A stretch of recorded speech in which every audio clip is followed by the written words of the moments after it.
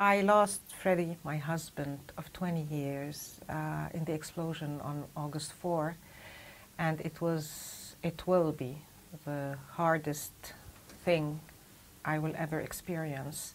The pain, I learned to manage the pain. We all learn to manage the pain, but the pain gets deeper every day because of his absence. The pain is almost physical because we miss him so much, and we miss building memories with him. This is what pains us the most as a family.